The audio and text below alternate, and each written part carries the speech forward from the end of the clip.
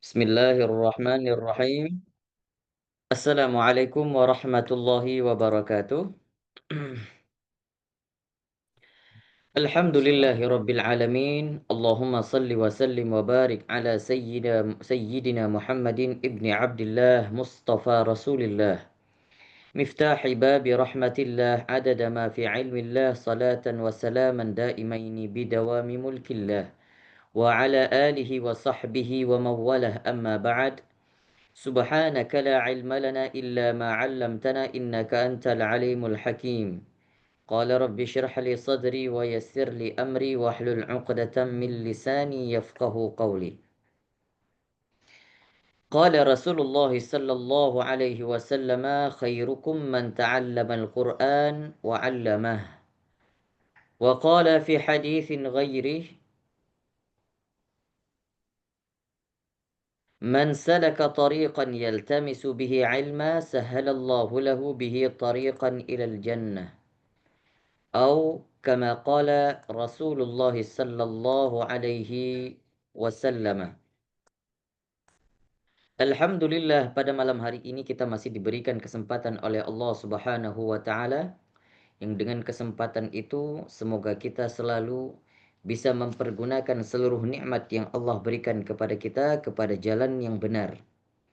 Dan semoga Allah bimbing, Allah tuntun langkah-langkah kita untuk terus semangat untuk menimba ilmunya Allah dan terus semangat untuk menjalankan seluruh amalan-amalan sunnah daripada baginda Nabi Sallallahu Alaihi Wasallam, dan juga apa saja yang telah diperintahkan yang ma'ruf kepada kita, menjalankan dengan mudah segala syariat-syariat Allah, dan semoga juga mudahnya kita untuk menghindari daripada amal-amalan yang mungkar. Salah dan salam kepada baginda Nabi sallallahu alaihi wasallam dan kepada para sahabatnya, kepada para keluarganya, tabi'in dan para alim ulama mutaqaddimin dan juga mutaakhirin, serta kepada orang-orang saleh yang selalu senantiasa mengikuti jalan sunnah baginda Nabi sallallahu alaihi wasallam hingga yaumil akhir nanti, dan semoga kita di antara mereka orang-orang yang soleh dan digolongkan bersama orang-orang yang soleh dan para anbiya serta para tabi'in yang soleh dan solehin di yaumil akhir nanti. Hamdan wa syukran lillah. Pada malam hari ini kita sudah sampai pada bab bagaimana tentang Nabi Sallallahu Alaihi Wasallam berbicara. Kembali kita mengkaji sejenak terkait dengan sebuah karangan yang sangat fenomenal yang dikarang oleh Abu Isa At-Tirmidzi, sebuah kitab yang merangkum daripada hadis-hadis yang membicarakan tentang syama'il an-nabawiyah, tentang kesempurnaan baginda Nabi sallallahu alaihi wasallam. Namun pada malam hari ini kita membahas tentang bab kaifa kana kalamu Rasulillah. Qala al-musannifu rahimahullahu ta'ala wa nafa'ana bihi wa bi'ulumihi fid daraini amin amin ya rabbal alamin. Ila an qala, hadis ke-229. Babu ma ja'a fi kaifiyati kana kalamu Rasulillah sallallahu alaihi wasallam. Tentang bagaimana cara Rasulullah sallallahu alaihi wasallam berbicara. Hadis ini menceritakan yang membahas tentang bagaimana karakteristik Rasul sallallahu alaihi wasallam ketika berbicara, dan ini sangat bermanfaat bagi kita, ya, senantiasa di dalam keseharian kita yang selalu mempraktikkan cara berbicara. Mungkin ada yang salah, tapi mari kita balik dan melihat bagaimana referensi seorang role model yang dimana baginda Nabi sallallahu alaihi wasallam sudah diutus oleh Allah Subhanahu wa taala sebagai uswah, contoh dari segi lini kehidupan kita, dari aspek manapun kita bisa mencintai beliau. Maka sungguh beruntung kita diberikan patron, kita diberikan aktor oleh Allah Subhanahu wa taala yang senantiasa seluruh kehidupan kita dan lini kehidupan kita, seluruh aktivitas kita, termasuk yang paling sederhana cara kita berbicara, maka marilah kita mencontohi aktor yang dulunya Allah Subhanahu wa taala pernah mengirimkan pada masanya, dan itu contoh uswah itu akan selalu dipraktikkan dan itu akan selalu menjadi patron. Maka oleh karena itu, kalau seandainya kita melihat orang sejaman sekarang, alim ulama atau seseorang yang begitu dekat dan begitu bijak ya di dalam memahami syariat-syariat agama Allah, dan kita yakini mumpuni di dalam bidang agamanya, maka itu adalah aktor yang berkesinambungan kepada baginda Nabi. Maka kalau kita lihat seorang alim ulama sekarang, itu adalah cerminan daripada baginda Nabi. Maka oleh karena itu dikatakan al-ulama'u warasatul anbiya. Ulama itu adalah pewaris para nabi. Kenapa? Karena zaman sekarang kita tidak melihat nabi, tapi yang kita lihat adalah cerminannya yang dibawakan contoh uswah itu oleh para ulama.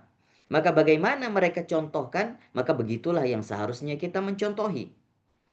Maka sebagiannya juga kita bisa mendapati daripada riwayat hadis-hadis tentang bagaimana Nabi Shallallahu Alaihi Wasallam berbicara. Kita bacakan hadis 229.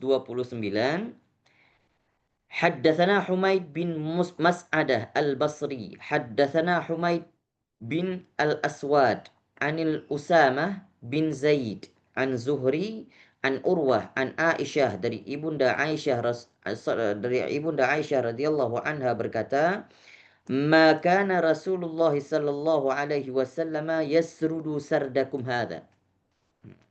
Kata ibunda Aisyah bahwa Rasulullah sallallahu alaihi wasallam tidak berbicara dengan cara yasrud. Yasrud itu apa? Berbicara nyerocos. Ya, nyerocos itu cepat. Ya. Kayak ya istilahnya orang Betawi itu nyerocos ya. Cepat sekali bicaranya. Nah, baginda Nabi itu tidak berbicara seperti itu. Ya. Nabi Shallallahu Alaihi Wasallam tidak berbicara seperti kalian berbicara, kata ibunda Aisyah. Walakinnahu kana yatakallamu bikalamin bayyin. Tetapi Nabi Shallallahu Alaihi Wasallam berbicara dengan kalimat yang jelas. Nah, ini bayyin. Bayyin itu apa? Jelas. Jelas itu maksudnya adalah sebuah kejelasan dari segi artikulasi bahasanya jelas, dan juga bahasa yang begitu kalimatnya begitu sederhana, mudah dipahami, padat, artikulasi hurufnya jelas. Maka oleh karena itu kalau kita belajar tahsin, itu ada manfaatnya untuk berbicara. Berbicara untuk menjelaskan artikulasi huruf-huruf yang kita bicarakan. Itu akan membantu. Maka Nabi Shallallahu Alaihi Wasallam itu berbicara dengan pembicaraan yang sangat fasih. Makanya di dalam riwayat yang lain disebutkan yang benar-benar fasih melantunkan atau membacakan huruf dhad yaitu Nabi. Karena Nabi itu afsahud dhad, yang paling jelas melafazkan huruf dhad, dan tidak ada yang lebih fasih dari baginda Nabi. Maka oleh karena itu Nabi Shallallahu Alaihi Wasallam dikatakan di sini walakinnahu kana yatakallamu bikalamin bayyin. Pertama, Nabi itu berbicara dengan bahasa yang jelas sekali. Dan juga jelas di sini dimaksudkan adalah balaghah. Makanya ada di dalam ilmu bahasa Arab itu disebut dengan balaghah. Apa itu balaghah? Balaghah itu adalah ma qalla wa dalla. Yang sedikit, sederhana, tetapi tertuju kepada maknanya. Nah, itu bahasanya Nabi. Dan nanti juga dijelaskan bahwa bahasanya Nabi itu adalah jawami'ul kalam. Apa itu jawami'ul kalam? Sebuah bahasa yang sederhana tapi menghimpun seluruh makna. Jadi semua orang yang mendengarkan itu bisa memaknai sesuai dengan persepsinya masing-masing, dan itu juga sesuai dengan apa yang dituju oleh Nabi Shallallahu Alaihi Wasallam. Begitu sebuah keistimewaan, dan ini ciri khas yang diberikan Allah Subhanahu Wa Taala kepada nabinya, kepada utusannya. Ya, kalau kita lihat dulu, sehingga Nabi Musa saja pernah meminta doa kepada Allah, Rabbi syrahli sadri wa yassirli amri wahlul 'uqdatam min lisani yafqahu qawli. Ya, Rasulullah Nabi Musa dulu diutus oleh Allah Subhanahu wa taala diutus oleh Allah Subhanahu wa taala untuk berbicara dengan manusia yang lebih keji, yaitu Firaun. Nah, ketika itu Nabi Musa alaihi salatu wasalam itu, ya, dulunya itu Nabi Musa pernah ketika ditawarin oleh Firaun memilih roti atau bara api. Ya, ternyata Nabi Musa memilih bara api untuk dimakan sehingga ada rasa keluh di lidahnya. Sehingga ketika Nabi Musa diutus oleh Allah untuk berbicara, ya, kepada Nabi Musa, maka saat itu kepada Firaun, maka Nabi Musa saat itu meminta kepada Allah, Rabbi syrahli sadri wa yassirli amri wahlul 'uqdatam min lisani yafqahu qawli. Ya Allah, tolong lepaskan ikatan daripada lidah-lidahku. Maka oleh karena itu Nabi Shallallahu Alaihi Wasallam sebuah keistimewaan yang luar biasa yang tidak ada pada Nabi Musa. Apa? Bahasanya jelas dan bahasanya tidak nyerocos dan juga tidak pernah belibet. Nah, kalau kita berbicara, termasuk saya juga mungkin terkadang sering belibet kalau berbicara. Nah, Nabi Shallallahu Alaihi Wasallam tidak pernah belibet. Apa yang dituju, yang ingin dibicarakan, tersampaikan.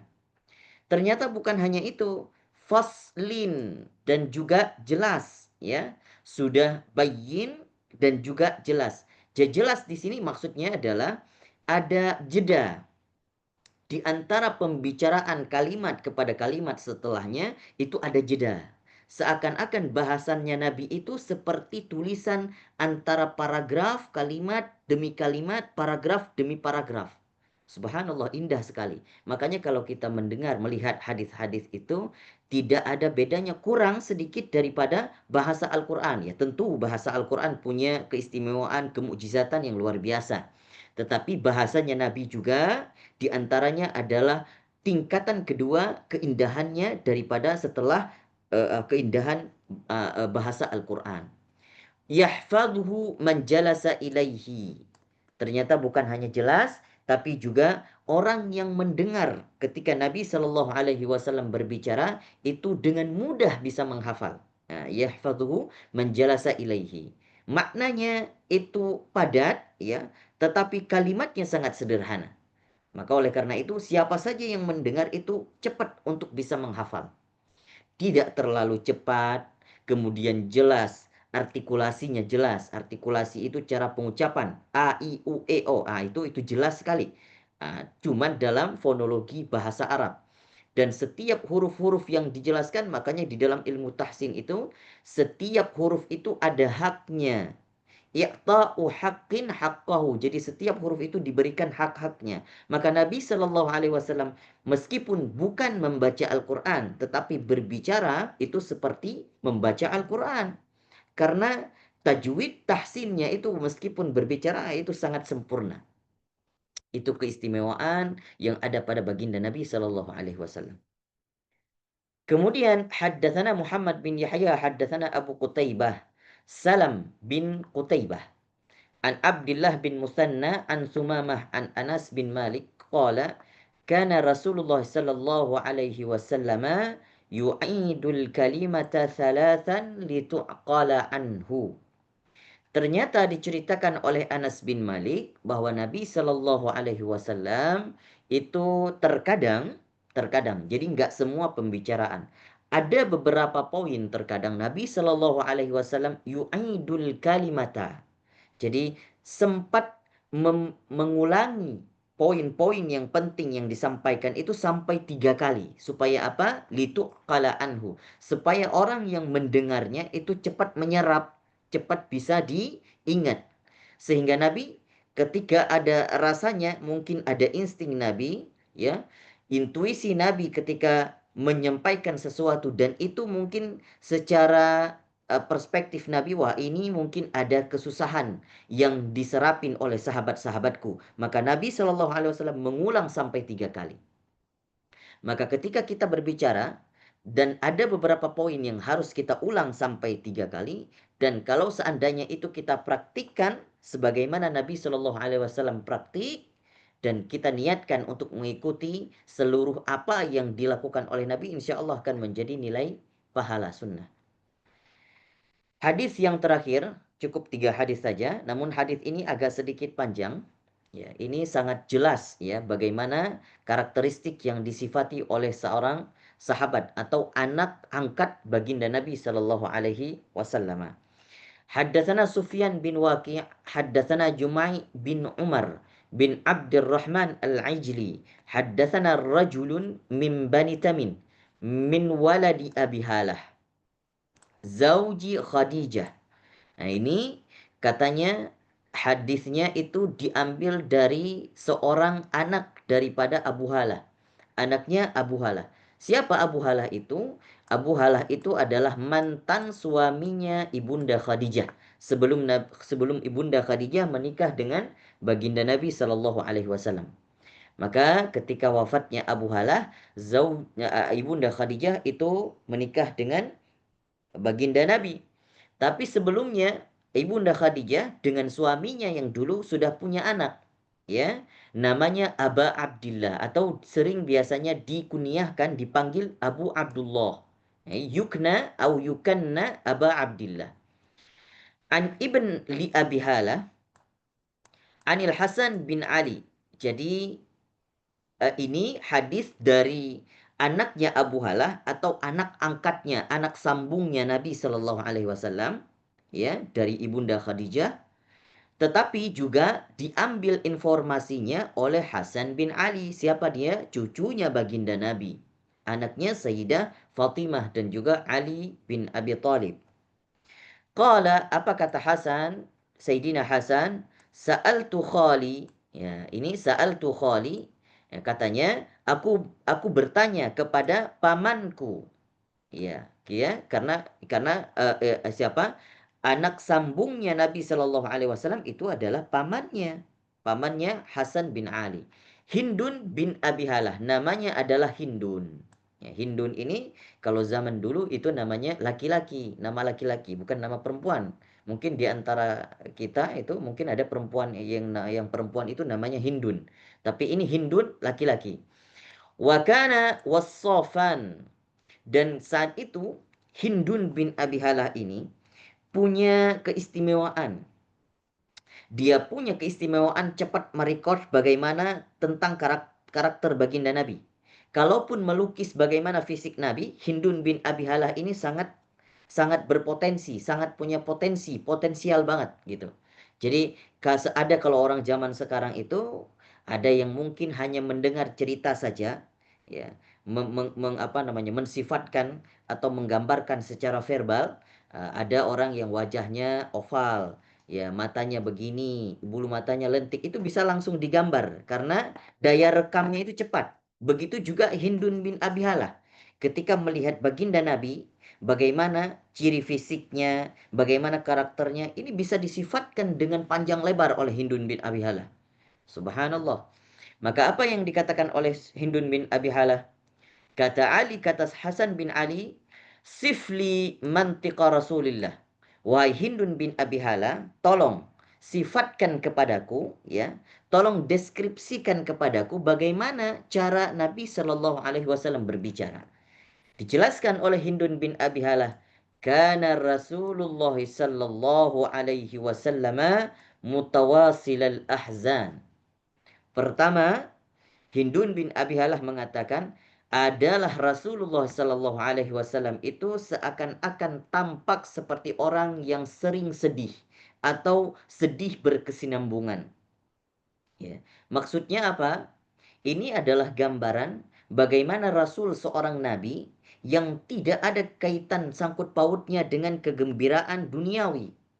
Maka sehingga Nabi Shallallahu Alaihi Wasallam sering disifati seakan-akan Nabi itu seperti orang yang sering ditinggal mati oleh kekasihnya. Nah, di dalam riwayat yang lain biasanya dikatakan ka'annahu raja'a min dafni hamimihi.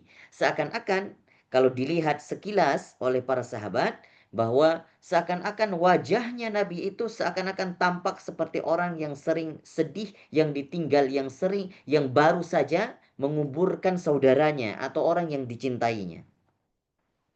Daimal fikrah, ya. Nabi itu sering kelihatannya seperti orang yang selalu berpikir. Jadi lihat apa saja berpikir, gitu ya. Laisat lahu rahah, dan tidak pernah berhenti berpikir. Tawilus sakt.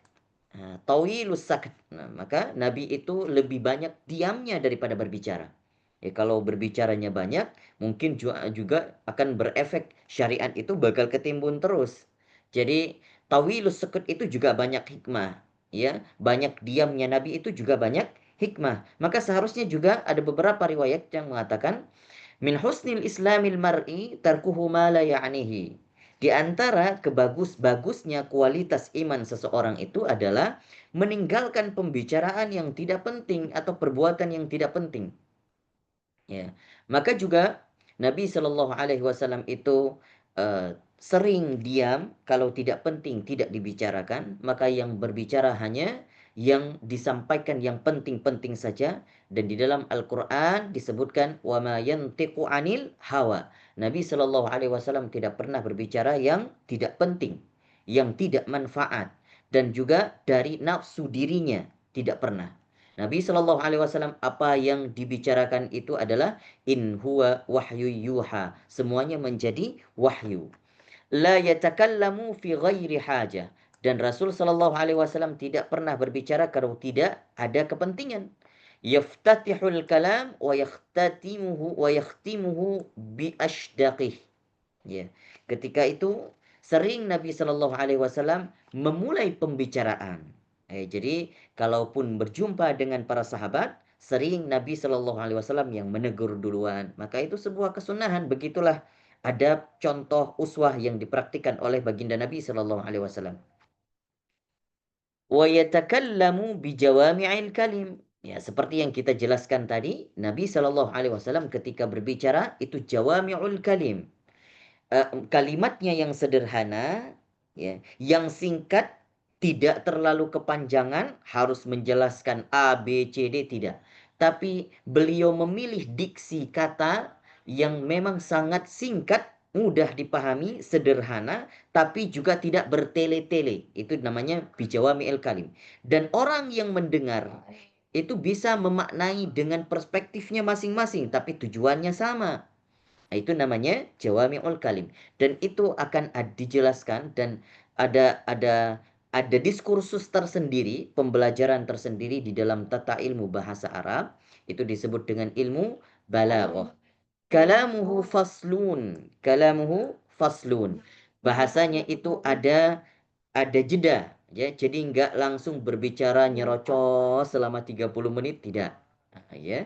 Tapi Nabi Shallallahu Alaihi Wasallam ketika berbicara itu runut bahasanya, ada jeda di antara bahasa-bahasa yang memang seharusnya dijeda. Ya, seperti paragraf-paragraf tulisan. Begitulah indahnya bahasanya Nabi. La fudul, ya. Tidak juga berlebihan. Tidak berlebihan. Wala taksira, dan juga tidak kurang. Jadi enggak berlebihan dan juga tidak kurang. Nah, itu begitulah keistimewaan bahasanya. Laisa bil jafi, ya. Tidak jafi. Jafi itu apa? Jafi itu seperti kosong, seakan-akan orang yang mendengarkan bahasa Nabi itu seakan-akan Nabi berbicara dengan suasana yang kosong. Jadi semua orang itu ketika berbicara dengan Nabi seakan-akan merasakan kehangatan. Nah, itu tidak jafi. Tidak jafi, tidak kosong, tidak hampa. Tapi ada suasana hangat yang dirasa. Maka jangan heran kalau seandainya nanti kita akan ketemu riwayat yang menceritakan siapa saja yang bertemu dengan Nabi, seakan-akan dia yang paling dicintai oleh Nabi. Siapa saja yang pernah berbicara dengan Nabi, seakan-akan dia merasa, oh ini saya yang paling dicintai. Nabi begitu fokus kalau berbicara dengan saya. Padahal semua sahabat berperasaan yang sama. Sehingga ada seorang sahabat itu bertanya kepada Nabi, ya Rasulullah, siapa yang paling engkau cintai? Rasulullah menjawab, ya Sayyidah Aisyah, istriku. Ya, ya, enggak, bukan itu yang saya maksud, tapi di kalangan laki-laki. Ya, kata sahabat ini. Tapi Rasulullah Shallallahu Alaihi Wasallam menjawab, wa abuha, ya, ayahnya yaitu Abu Bakar. Ternyata Nabi Shallallahu Alaihi Wasallam di kalangan laki-laki para sahabat yang sangat dicintai itu adalah Abu Bakar. Ini yang berbicara, yang bertanya sudah berharap saya yang perlu disebut pertama. Ternyata tidak, ya sayangnya. Ternyata ditanya lagi setelah Abu Bakar siapa ya Rasulullah? Umar ibn al-Khattab. Setelah itu siapa lagi ya Rasulullah? Utsman ibn Affan. Setelah itu ya Rasulullah siapa lagi? Ali bin Abi Thalib. Terus saya di mana ya? Mungkin ke 100 ya, kesekian begitu. Tapi semua sahabat ketika berbicara bersama Rasulullah itu merasa sangat dihargai dan merasa sangat dicintai oleh Nabi. Nah, ini membuktikan bahwa Nabi Shallallahu Alaihi Wasallam itu tidak milik kasih, ya. Wala bil muhin, ya, wala bil muhin. Ya. Muhin itu remeh, seakan-akan kalau ada nabi itu berbicara dengan orang yang mungkin jabatannya tidak terlalu tinggi atau bahkan pengemis, itu kelihatan remeh. Tidak. Nabi itu selalu berbicara dengan siapa saja, baik orang miskin, orang kaya, pejabatkah dia ataupun pengemiskah dia, itu cara bahasanya sama, tetap menghargai, begitu fokus menghadap seluruh daripada tubuhnya untuk berbicara. Jadi bukan hanya kepalanya saja yang menengok, tapi semua badannya diusahakan untuk berbalik ke arah yang berbicara. Begitu uswah baginda Nabi Shallallahu Alaihi Wasallam. Yu'azzimun ni'mata. Nabi Shallallahu Alaihi Wasallam itu sangat menghargai nikmat, mengagungkan nikmat. Artinya siapa saja yang memberikan hadiah kepada Nabi seakan-akan hadiah itu sangat berharga. Meskipun kalau kita lihat kemarin hadis, ada orang yang hanya membawa mentimun saja kepada baginda Nabi, tapi sangat dihargai. Sehingga penghargaan mentimun itu dibalas dengan segenggam emas. Subhanallah. Itu baginda Nabi Shallallahu Alaihi Wasallam. Wa in daqqat, kalau beliau diberikan makan atau dihidangi makan, la yadhummu minha syai'an.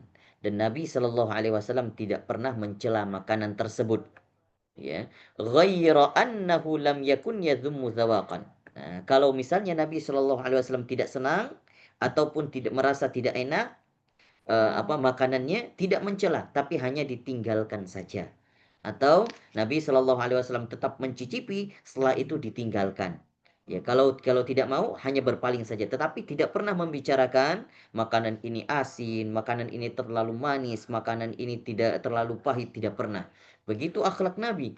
Maka mungkin hal itu yang bisa menyentil bagaimana karakter-karakter kita sekarang, yang mungkin ketika singgah di beberapa restoran merasa hambar, merasa kurang gula, kurang garam, kita sering mencela makanan.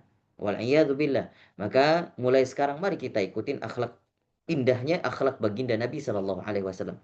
Tetapi juga wala yamdahuhu, dan juga Nabi itu tidak terlalu berlebihan, terlalu lebay untuk memuji-muji makanan seperti vlogger-vlogger makanan yang bisa mendeskripsikan makanan yang begitu luar biasa, begitu detail. Ya, Nabi juga tidak pernah melakukan itu.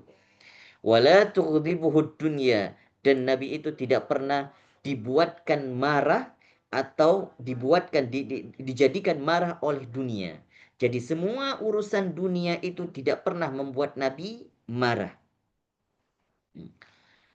Beda halnya kalau kita lihat ada beberapa sahabat-sahabat Nabi termasuk Umar ibn Khattab. Ya, jadi Sayyidina Umar itu kalau ada yang meminta deskripsi bagaimana sih Sayyidina Umar itu kalau marah. Itu dulu Sayyidina Umar itu punya asistennya namanya Aslam. Ada seseorang yang berkata kepada Aslam, "Wahai Aslam, tolong deskripsikan kepadaku bagaimana sih Umar itu kalau marah." Apa kata Aslam?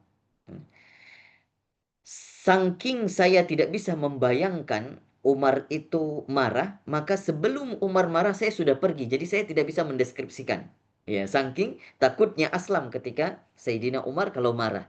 Ya, jadi sehingga tidak pernah juga dilihat oleh Aslam bagaimana Sayyidina Umar itu marah.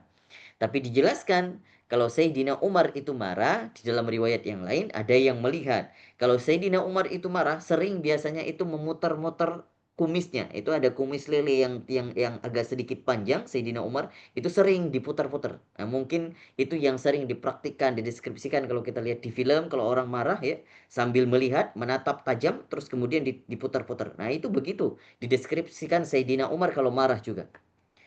Wa makana laha fa idza tu'diyal haqqu.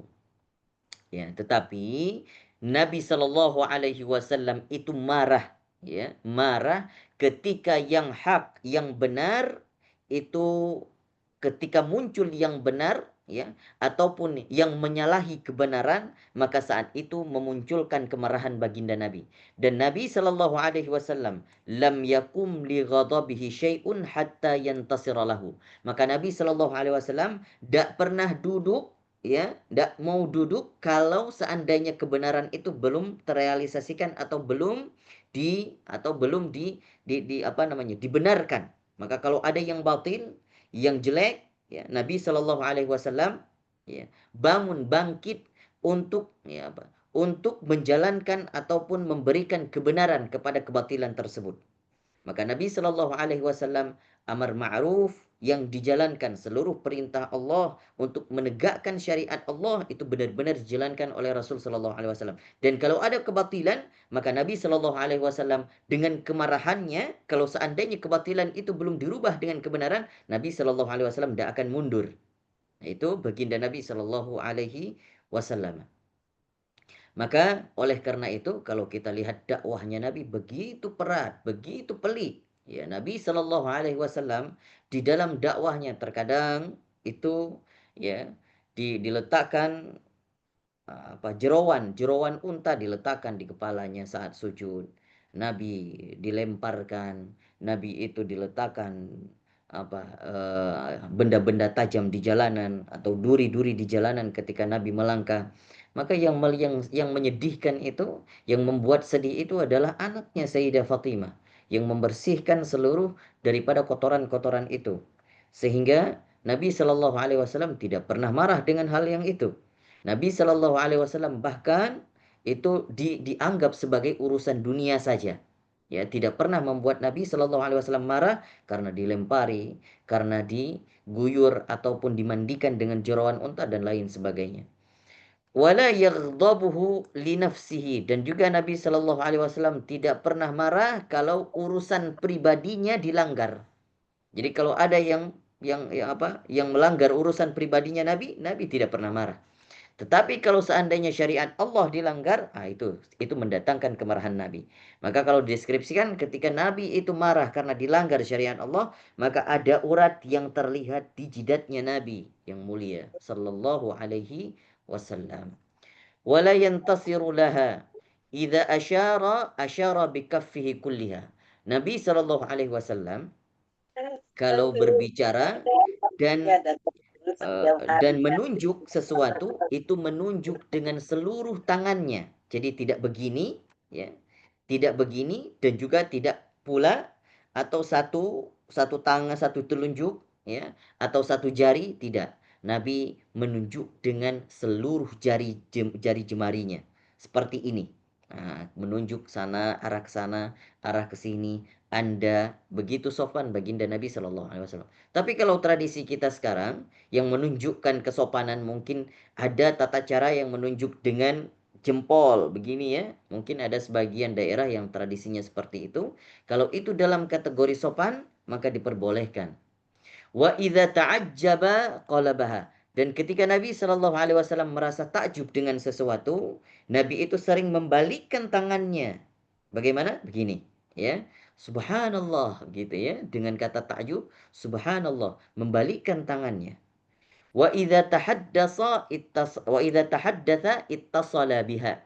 Dan seandainya Nabi Shallallahu Alaihi Wasallam berbicara, bahasanya itu runut, tersambung, tetapi juga ada jeda di saatnya jeda, dan juga terkadang Nabi Shallallahu Alaihi Wasallam di poin-poin tertentu diulang sampai 3 kali. Wa daraba birahatihi al-yumna.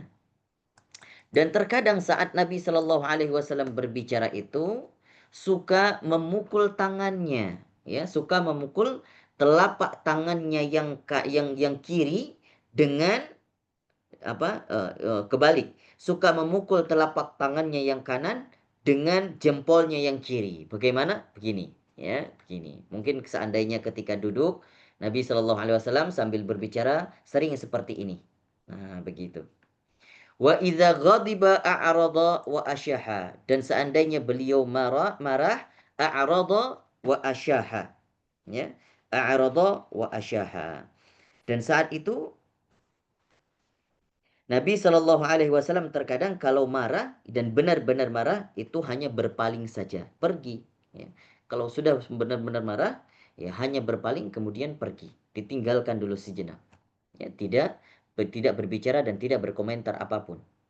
Maka kalau sahabat melihat Nabi sudah berpaling, itu mungkin timbul tanda tanya, ini kenapa baginda Nabi? Gitu. Dan Nabi Shallallahu Alaihi Wasallam tidak pernah merasa marah kalau urusan dunia dan urusan apa saja. Hanya kalau hanya marah, hanya diam saja, kemudian berpaling.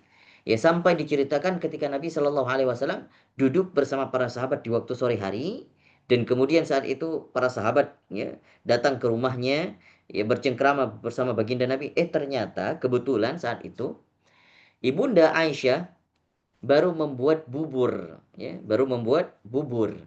Maka di antara istri-istri Nabi yang lain yang lebih pintar masak dan masakannya lebih enak itu adalah Sayyidah Sofiyah. Ya, Sayyidah Sofiyah. Nah, Sayyidah Sofiyah saat itu kebetulan juga membuat bubur yang sama.